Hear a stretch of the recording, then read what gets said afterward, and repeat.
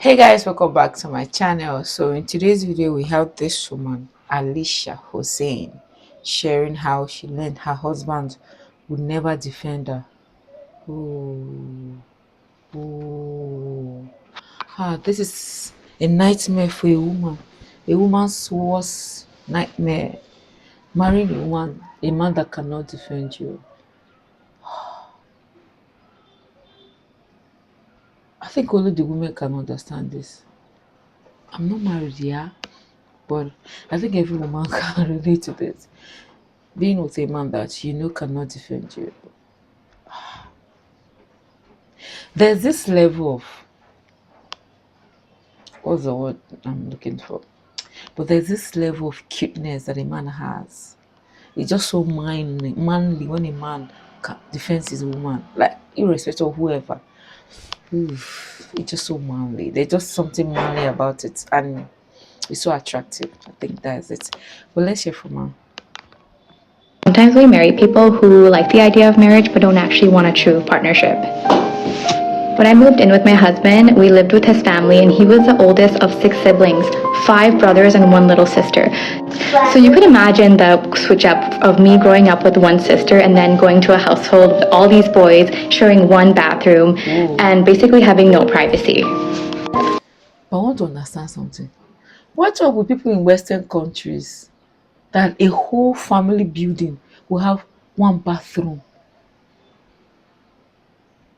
Meanwhile, we here in third countries, if you are getting an apartment, you're renting an apartment, 2 bedroom apartment, 3 bedroom, everything is ensuite. In fact, you still have guest toilet. When you're having visitors will not use the same toilet you are using. It's attached. That one is it's usually attached to the sitting room. So of course, when you get visitors, they come to the sitting room. You don't want to use the restroom. They go and use that one. So that's the visitors' restroom. That's the guest restroom. So I would never understand how 5 people, like 5 whole people, are using one bathroom. And it's not like, oh, it's not common. It's very common because I hear it a lot. Why is that? Why is that the case?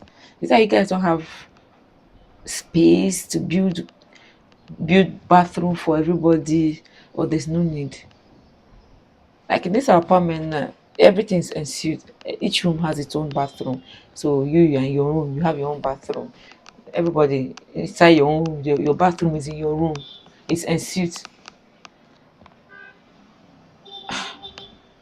Also, mind you, this is a family that grew up thinking that men are supposed to, just sit and work and make money, and the women are supposed to cook and clean.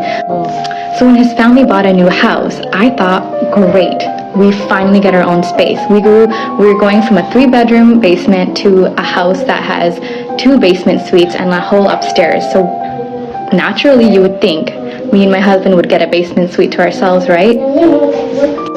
No, I mean, we eventually did, but it was a really big issue, and there was a lot of tension between his mom and him because she didn't want us to get the basement suite because she thought that they'd be losing out money on rent. So what I did was I came up with a list of reasons, 10 reasons why I thought we should move into the basement as a couple, and I made it for my husband just as like a joking thing because I was like, there's no way we're not getting a basement, right? I'm not going to live upstairs with all these people again. What ends up happening is that he showed this list to his mom, and his brother translated the list to his mom, and his mom was furious. His mom was so furious that she completely ignored me, stopped talking to me, and I remember there was a certain Because the woman knows, she knows the child she bore. She knows that idea is from because her son does not have that confidence, the guts to stand up to her like that. And that's one thing with manipulative mothers. They will manipulate their children. The children cannot even stand up to them for themselves. situation. She actually called me, in our language, it means like a bad behaved girl. I'd be whatever, like a rude person. She called me this name, and she said it while I was there in front of me, in front of his brother, in front of him, and she pretty much told him like, oh, you're bad, that's why your wife is bad too. That's why she thinks she can act up. And when I heard this, I was shocked, and I was like, oh, okay, I was just smiling. I didn't know what to say. And when I brought it up to my husband again, like, hey, why would she say that about me? He was like, No, she didn't. She didn't.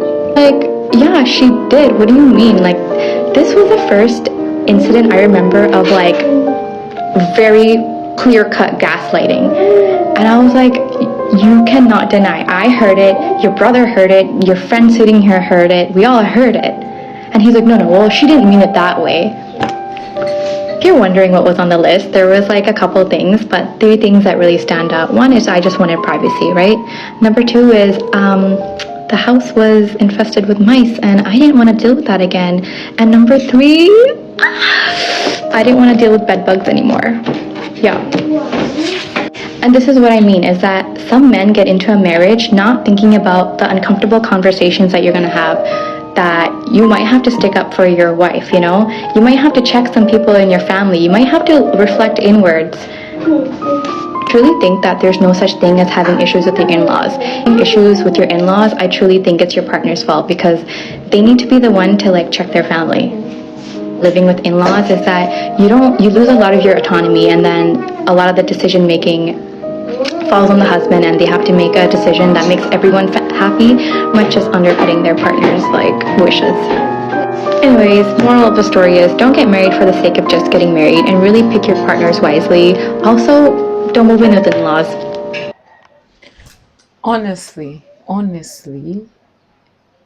lot of people are actually getting married just because we know that, and it will never change. It's not going to change. And again, people don't have hard conversations before they actually get married. People are just excited with the idea of, oh, I'm finally getting married, it's my turn now. They don't even sit down to discuss with their partner, to even ask questions. So it's imperative that you know the kind of family you are marrying into. So there's something my people do, yeah. When when it when a child comes to the clan, to the family, because to us here in Nigeria, you are not just marrying, the two of you are not just the one getting married, you are marrying both families, and it's a big deal for us. So what our people do is, when you come and tell the people, for instance, your father will call the uncles, the elders, they'll come and sit. The father will not be the one to say, oh, my son wants to get married, or my daughter, somebody is about to get married to my daughter. Do you know the next thing the family is going to do? They will go and ask about that family. How are these people? How do they treat their in-laws? Those inquiries have saved a lot of people. And I'm not kidding you, like that. They take it seriously. They will go and ask around the people where you live. They ask questions, the history of your family, stuff like that.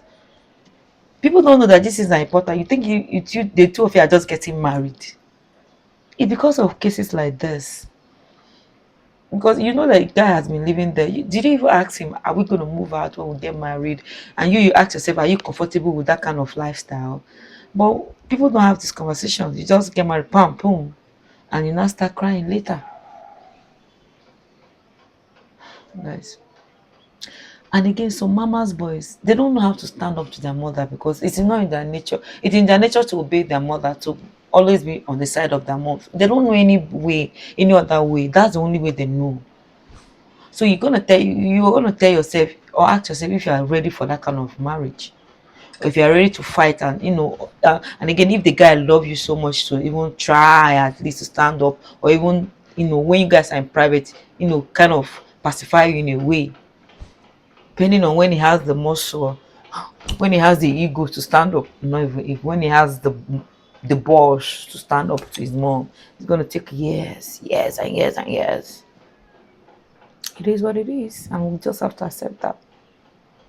Yeah, guys, I'll see you in the next video.